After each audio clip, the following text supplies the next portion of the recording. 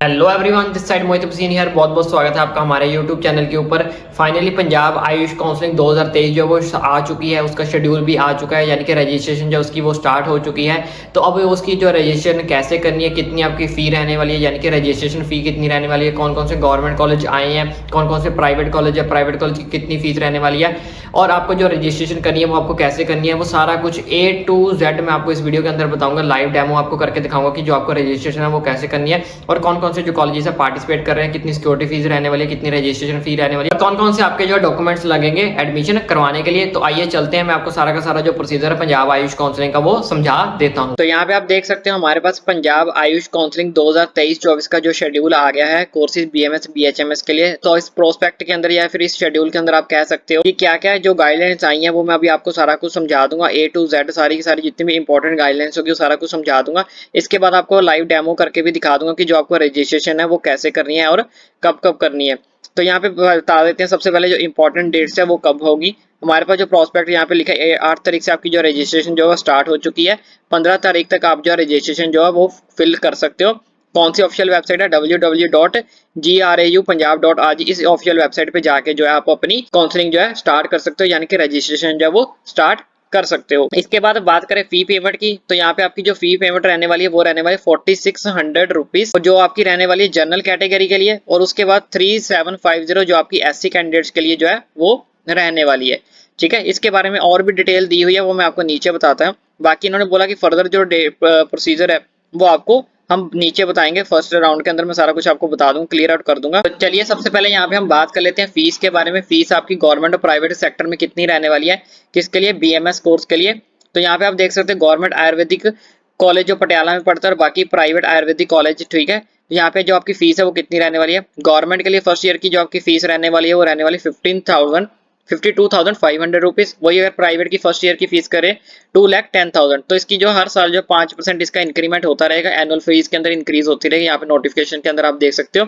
तो second year में आपकी फीस हो जाएगी 55,125 एंड इसकी प्राइवेट की सेकंड ईयर में फीस हो जाएगी 2,20,500। तो इसको आप 5 ईयर की फीस को आप यहाँ से कैलकुलेट कर सकते हो और यहाँ पे देख सकते हो आपकी टोटल खर्चा जो आपका कितना होने वाला है। गवर्नमेंट सेक्टर, यहाँ पे गवर्नमेंट सेक्टर के लिए बताया गया है और यहाँ पे प्राइवेट सेक्टर के लिए बताया गया। इसको आप टोटल कर सकते हो first second third fourth fifth year का। वहीं अगर आप किसी NRI कोटे से एडमिशन लेना चाहते हो तो उसकी जो फीस है वो 3,60,000 जो है पर ईयर यहाँ पे रहने वाली है। ठीक है, अब बात कर लेते हैं BHMS कोर्स की फीस। तो BHMS कोई भी कोटा हो, ऑल कोटे के लिए यहाँ पे जो फीस है 1,28,750 रुपीज जो है वो आपकी रहने वाली है। और उसके बाद BUMS कोर्सेज की बात करें तो गवर्नमेंट कोटे के लिए BUMS की फीस है 1,20,000 एनम यानी कि पर ईयर। मैनेजमेंट कोटा के लिए 1,80,000 पर ईयर। NRI कोटा के लिए 3,60,000 पर ईयर। ठीक है, तो यहाँ पे आपका लिखा हुआ fee for 4.5 year will be charge by the college. College द्वारा सिर्फ 4.5 ईयर की जो फीस जो है वो चार्ज की जाएगी। इसके अंदर इन्होंने लिखा in addition to each above student will have security advance 25,000 of refundable. आपको 25,000 रुपए की जो सिक्योरिटी अमाउंट है वो डिपॉजिट करवानी पड़ेगी, जो कि आपकी रिफंडेबल होगी। इसके बाद इन्होंने यहाँ पे कुछ इंपॉर्टेंट नोट्स वगैरह लिखे हुए हैं कि आपकी रिफंडेबल क्यों नहीं होगी, वो सब कुछ आपको आगे बता दूंगा। अब बात कर लेते हैं हॉस्टल फी भी इन्होंने बीच में यहाँ पे मेंशन कर दिया BMS के लिए, BHMS के लिए, BUMS के लिए। तो BMS के लिए जो आपकी हॉस्टल फीस रहने वाली है वो रहने वाली है 26,400। BHMS के लिए आपकी हॉस्टल फी रहने वाली है सेम 26,400। BUMS के लिए भी सेम 26,400 पर एनम। तो यहाँ पे लिखा है hostel fees for BMS BHM courses mentioned above table will by be excluding water and electricity charges increase of 10% every year. हर साल 10% आपकी जो फीस है वो बढ़ती रहेगी और इसके अंदर आपका वाटर और इलेक्ट्रिसिटी चार्जेस जो है वो इंक्लूड नहीं है। इसके बाद यहाँ पे वही सेम लिखा है कि आपकी 25,000 जो आपको रिफंडेबल जो है हो जाएगी, जो आपको सिक्योरिटी अमाउंट जो वो डिपॉजिट करवानी पड़ेगी। बाकी इन्होंने कुछ इंपॉर्टेंट गाइडलाइंस भी दे रखी हैं, वो उसमें वही आपको बता दूंगा। अगर आप पूरे प्रोस्पेक्ट को पढ़ना चाहते हो, पूरे शेड्यूल को पढ़ना चाहते हो, तो इसको मैं आपको टेलीग्राम चैनल पे प्रोवाइड कर दूंगा, वहां जाके पढ़ सकते हो। बट यहाँ पे मैं आपको सिर्फ इंपॉर्टेंट जितनी भी इंस्ट्रक्शन है वो सारे कुछ समझा देता हूँ। बाकी यहाँ पे इन्होंने शेड्यूल को मेंशन किया कि जो फर्स्ट राउंड की काउंसलिंग है वो 8 सितंबर से आपकी 20 सितंबर तक चलेगी। उसके बाद सेकंड राउंड की काउंसलिंग जो है वो आपकी 28 सितंबर से चलेगी। ठीक है, और 12 अक्टूबर तक जाएगी। ये सारी चीजें हैं। ठीक है, अब ये आपके पास शेड्यूल ऑलरेडी आ भी चुका है। अगर आप इसको स्क्रीनशॉट लेना चाहो स्क्रीनशॉट ले लो। ठीक है, अदरवाइज मैं आपको पूरा का पूरा टेलीग्राम चैनल पे शेयर कर दूंगा। उसके बाद यहाँ पे कुछ प्रोस्पेक्ट कह लो या परफॉर्मा कह लो, ये आपको दिए गए हैं। ये आपको जो है फॉर्म नंबर 1 ये आपको फिल करने हैं। आप यहाँ पे पढ़ सकते हो certificate from the principal head of the institute last attendant. ये सारे बच्चों को यहाँ पे फिल करके जो अपने साथ लेके जाने हैं। ये जितने भी परफॉर्मे हैं, ठीक है, सर्टिफिकेट फॉर्म रिगार्डिंग एक्सपेक्टेशंस, ये सारे परफॉर्मे आपको जो है वो फिल करने हैं। आपने इसको डाउनलोड करके प्रिंट करके सारी चीज़ों को यहाँ से डाउनलोड कर लेना और इसको फिल कर लेना। बहुत ज़्यादा ईजी है, कोई मुश्किल वाले नहीं है। ये रिजर्व्ड कैटेगरी वाले बच्चों के लिए ये फॉर्म उनको फिल करना है जो बच्चे रिजर्व कैटेगरी से हैं। उसके बाद नीचे यहाँ पे ये भी परफॉर्मा दिया गया है, कैटेगरी कोड 13, ये बैकवर्ड क्लास के लिए आप पढ़ सकते हो, ठीक है। जो जो भी आपके रिजर्व्ड कैटेगरी से हैं उसके हिसाब से आप इस चीज़ को क्या कर सकते हो, भर सकते हो। ये भी बैकवर्ड एरिया सर्टिफिकेट है। के बाद यहाँ पे सर्टिफिकेट दिया है हेलिंग फ्रॉम बॉर्डर एरिया, जो बॉर्डर एरिया के आसपास रहते हैं। सारे परफॉर्मे जो है आपको फिल कर लेने हैं, जो जो आपके हिसाब से आपके साथ है। कुछ डिफेंस के होंगे, कुछ रिजर्व्ड कैटेगरी के होंगे, जैसे यहाँ लिखा है migration certificate JK due to territory violence. कुछ बच्चे अगर जेके से आगे एडमिशन वगैरह लेना चाहते हैं तो इसको यहाँ से फिल आउट कर सकते हैं, ठीक है। ये रेजिडेंट सर्टिफिकेट आपका आ गया है, ये तो हर बच्चे को बनाना पड़ेगा रेजिडेंट सर्टिफिकेट। यहाँ पे भी लिखा है specimen forms of some certificate to be attach applicable with in each application form. ये सारे एप्लीकेशन फॉर्म जितने भी बच्चों ने एडमिशन लेनी है, सारे के सारे एप्लीकेशन फॉर्म जो है आपने अटैच करने हैं। ये टेंटेटिव लिस्ट है ऑफ कॉलेजेस की। तो यहाँ पे आप देख सकते हो सबसे पहले नंबर पर गवर्नमेंट आयुर्वेदिक कॉलेज है जो कि पटियाला में पड़ता है। यहाँ पे नंबर ऑफ सीट्स कितनी है, 50 सीट्स है, ठीक है। ये सारे के सारे बीएमएस कॉलेजेस हैं। और उसके बाद दयानंद आयुर्वेदिक कॉलेज जो कि जलंधर के अंदर पड़ता है, डीएवी, यहाँ पे 60 सीट्स हैं। श्री लक्ष्मी नारायण आयुर्वेदिक कॉलेज जो कि आपका अमृतसर में पड़ता है, यहाँ पे भी 60 सीट्स हैं। उसके बाद बात करें तो यहाँ पे हमारे पास क्या है, श्री लक्ष्मी नारायण तीसरे नंबर पे, बाबा के आयुर्वेदिक मेडिकल कॉलेज, ठीक है। तो आप इन सब चीजों को क्या कर सकते हो, पढ़ सकते हो। तो यहाँ पे आप देख सकते हो ये सारे के सारे कॉलेज को जो परमिशन मिली है। गुरु नानक आयुर्वेदिक कॉलेज मुक्तसर साहिब, ठीक है। माई भागो फिरोजपुर वुमेन कॉलेज मुक्तसर, यहाँ पे भी 60 सीट्स हैं। शहीद करतार सिंह सराभा, यहाँ पे भी है आपके 60 seats.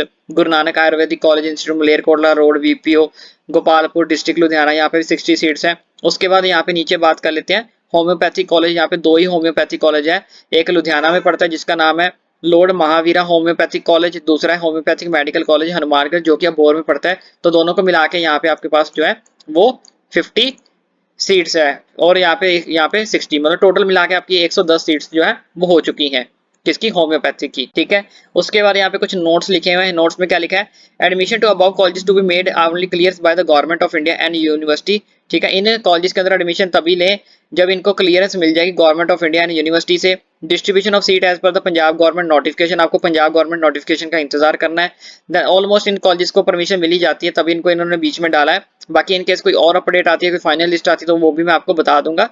The number of permitted college में इंक्रीज और डिक्रीज, बोलते जो इनमें कॉलेज डालेंगे वो घट भी सकते हैं बढ़ भी सकते हैं, प्लस उनकी जो सीट्स हैं वो भी घट बढ़ सकती हैं। बाकी इन्होंने लिखा है the final list of the permitted college will wise distribute at the time of counselling. Counselling के टाइम आपको फाइनल लिस्ट प्रोवाइड कर दी जाएगी कौन से जो कॉलेज है वो पार्टिसिपेट कर रहे हैं। तो बाकी यहाँ पे इन्होंने कुछ इंपॉर्टेंट इंस्ट्रक्शंस लिखी हैं, वही लिखा है कि कैंडिडेट अगर आपका नीट क्वालिफाई है तभी आप इसके लिए एलिजिबल हो, ठीक है, काउंसलिंग के लिए। उसके बाद distribution of seat Punjab government eligible seat में इंक्रीज, वही सेम आपकी जो सीट्स है वो घट बढ़ भी सकती हैं किसकी तरफ से, एनसीआईजम या एनसीएच गवर्नमेंट की तरफ से। फाइनल लिस्ट जो है वो काउंसलिंग के टाइम आपको जो है वो डिस्प्ले कर दी जाएगी। correction in online registration, in case candidate wants to make any change in online form he can do the same logging on again in his online application by using the password by providing before the last date। तो इन्होंने यहाँ पे लिखा कि अगर आपका form fill करते time कोई गलती हो जाती है तो लास्ट डे से पहले आप दोबारा लॉगिन करके अपनी डेट्स जो चीजों को क्या कर सकते हो, चेंज कर सकते हो, ठीक है। उसके बाद इन्होंने लिखा है यहाँ पे अगर आप किसी scheduled tribe category backward card से सर्टिफिकेट तो आपके पास उसके ओरिजिनल सर्टिफिकेट जो है वो होने चाहिए, इसकी चेकिंग होगी। उसके बाद कोई स्पोर्ट्स कैटेगरी कैंडिडेट है तो उसके पास स्पोर्ट्स का सर्टिफिकेट होना चाहिए। फिर बैकवर्ड एरिया से जो बिलोंग करते हैं वो जो नीचे मैंने आपको जो फॉर्म दिखाए थे will report allocated category original certificate के साथ, वो भी आपको साथ होना चाहिए। जो नीचे मैंने आपको फॉर्म दिखाए थे जिसको मैंने बोला था वो आपको फिल करने हैं, वो भी आपके पास जो है वो होने चाहिए, ठीक है। यहाँ पे कुछ इंपॉर्टेंट इंस्ट्रक्शंस लिखी हुई हैं और तो आप इसको पढ़ सकते हो और मैं आपको कुछ मेन चीजें इसमें से बता देता हूँ और कुछ है तो यहाँ पे इन्होंने लिखा है कि कैंडिडेट जो अपना ऑनलाइन फॉर्म है वो सिर्फ एक बार ही फिल कर सकता है। अगर आप इसको बार-बार भरने की कोशिश करोगे तो आप रिजेक्ट हो जाओगे। बाकी फी पेमेंट मैंने आपको बता दिया कि आपको debit card credit card net banking के थ्रू ही जो है करनी है। उसके बाद इसका प्रिंट आउट ले लेना है। इसके बाद इन्होंने यहाँ पे लिखा है after the verification of the documents and checking of eligibility candidate will deposit fee. जब आपकी सारे डॉक्यूमेंट चेकिंग हो जाएंगे, एलिजिबिलिटी आप पूरी तरह एलिजिबल हो जाओगे, तब जाके आपको जो डिपॉजिट फी करवानी है किसकी शेप में, डिमांड ड्राफ्ट आपको बनाना पड़ेगा in the bank of favour और registrar Guru Ravidas Ayurveda university payable eight Hoshiarpur का। इसका ध्यान में यहाँ पे रखना क्योंकि बहुत सारे बच्चे यहाँ पे गलती करने वाले हैं कि यहाँ पे जो है उन्होंने साफ साफ मेंशन कर दिया है कि जब आपको सीट अलॉट हो जाएगी, आपके डॉक्यूमेंट वेरिफिकेशन सब कुछ हो जाएगा, तब आपकी जो फीस है वो डिमांड ड्राफ्ट से जमा होगी आपका कैश या क्रेडिट कार्ड या कुछ भी जो है वो नहीं चलेगा। यहाँ पे इस चीज को मेंशन कर लो। यहाँ पे इन्होंने 8th नंबर पे पॉइंट जो है वो साफ साफ मेंशन कर दिया कि डिमांड ड्राफ्ट आपको बनाना पड़ेगा। तो इमीडिएटली आपको डिमांड ड्राफ्ट बनाना पड़ेगा, या फिर आप पहले से ही बना के रखना चाहते हो तो अगर आपको लगता है कि मुझे 100% सीट मिल जाएगी तो आप पहले से भी बना के रख सकते हो। उसके बाद रजिस्ट्रेशन की बात करें तो यहाँ पे आप पढ़ सकते हो। बच्चे यहाँ पे रजिस्ट्रेशन करवाना चाहते हैं स्टेट कोटा से कैंडिडेट, उनकी 4600 रुपीज है। 3750 फॉर SC कैंडिडेट्स है। अगर ऑल इंडिया के कोटा के बच्चे करवाना चाहते हैं इसके अंदर तो उनके लिए 2000 रुपीज जो है फीस है। तो ये पेमेंट आप credit card, debit card, net banking से कर सकते हो, लेकिन जो नीचे एडमिशन के टाइम आपकी जो फी पेमेंट होगी वो आपकी डिमांड ड्राफ्ट से ही होगी। डिमांड ड्राफ्ट आपको किसके नाम का बनाना है? Guru Ravidas Ayurveda university payable eight Hoshiarpur. आप इस चीज को पढ़ सकते हो। बाकी अब मैं आपको बता देता हूँ कि जो आपको काउंसलिंग करनी है वो प्रोसेस क्या है, स्टेप बाय स्टेप वो अभी आपको समझा देता हूँ। तो अभी मैं आपको समझा देता हूँ कि आपको जो काउंसलिंग है यानी कि अपनी रजिस्ट्रेशन है वो कैसे करनी है। तो आपको सबसे पहले इस ऑफिशियल वेबसाइट के ऊपर चले जाना है, GRA, ये भी आप लॉग इन कर सकते हो, ठीक है। नहीं तो फिर आपको जैसे मैंने आपको पहले बताया कि आप उस ऑफिशियल वेबसाइट पे चले जाओ। ऑफिशियल वेबसाइट GRAU है .org। तो ओपन, सबसे पहले नंबर वाला लिंक आपके सामने ओपन हो जाएगा। ओपन करने के बाद इस तरह का इंटरफेस आपके सामने आ जाएगा। जैसे ये इंटरफेस आप ओपन करोगे, ओपन करने के बाद आपको क्या करना है, यहाँ पे हमारे पास ऑप्शन दिया गया है एप्लीकेशन फॉर्म का। ये वाला एप्लीकेशन फॉर्म के ऊपर जैसे ही आप क्लिक करोगे, क्लिक करने के बाद यहाँ पे मेंशन भी किया गया, देखो एप्लीकेशन फॉर्म को जैसे ही आप क्लिक करोगे, क्लिक करने के बाद आपके पास ऑप्शन आ जाएगा न्यू चीज का, किसका? New registration. मैं वो भी आपको दिखा देता हूँ, ठीक है। तो यहाँ पे देखो लिखा हुआ है न्यू कैंडिडेट रजिस्ट्रेशन प्रोसीजर। तो जैसे आप इसके ऊपर क्लिक करोगे, क्लिक करने के बाद इस तरह का आपका जो आ जाएगा स्टार्ट रजिस्ट्रेशन। जैसे आप स्टार्ट रजिस्ट्रेशन के ऊपर क्लिक करोगे तो यहाँ पे अपना सिलेक्ट स्टेट कोटा कर देना है। यहाँ पे आपने अपना नीट रोल नंबर डालना है, यहाँ पे अपनी डेट ऑफ बर्थ डालनी है और यहाँ पे आपको लॉगिन जो है वो कर देना है, ठीक है। मिनिमम मार्क्स यहाँ पे लिखे गए हैं, आप पढ़ना चाहो तो यहाँ पे पढ़ सकते हो कि कौन कौन से बच्चे जो है वो एलिजिबल हैं इस काउंसलिंग के लिए, ठीक है। ये ऑलरेडी चीजें हम पहले बता चुके हैं तो इसको दोबारा से यहाँ पे डिस्कस नहीं करेंगे। नेक्स्ट प्रोसीजर पे चलते हैं।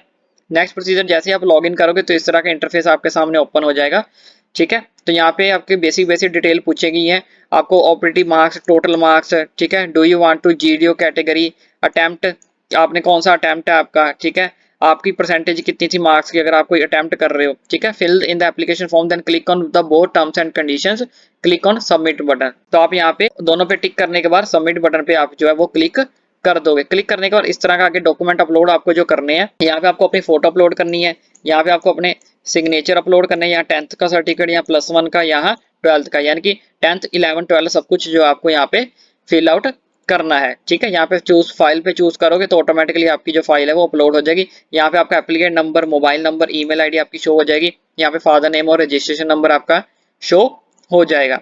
उसके बाद नेक्स्ट प्रोसीजर की बात करते हैं। इसके बाद तो यहाँ पे आपने टिक करना है आई सैरिफाई। सैरिफाई करने के बाद प्रोसीड टू ऑनलाइन पेमेंट, फिर आपकी पेमेंट का ऑप्शन आ जाएगा। पेमेंट का ऑप्शन आने के बाद उसके बाद यहाँ पे आपको पेमेंट क्या करना है, यहाँ पे पे नाउ पे क्लिक करना है। यहाँ पे आपका रेफरेंस नंबर शो हो जाएगा और यहाँ पे आपको अमाउंट शो हो जाएगी, कितनी अमाउंट जो आपको वो पे करनी है, ठीक है। तो जैसे ही आप इसके ऊपर क्लिक करोगे, क्लिक करने के बाद यहाँ पे आपका कॉन्टैक्ट डिटेल मांगेगा, ठीक है। ईमेल आपकी मांगेगा, फिल द मोबाइल नंबर, ठीक है, फिल द ईमेल आईडी। उसके बाद प्रोसीड, यहाँ पे आपने प्रोसीड के ऊपर जो है क्लिक कर देना है। तो जैसे आप प्रोसीड के ऊपर क्लिक करोगे, नेक्स्ट ये तो इस तरह का मोड आपके सामने हो जाएगा। पेमेंट मोड आपने चूज कर लेना, कैसे आपको पेमेंट करनी है, ठीक है।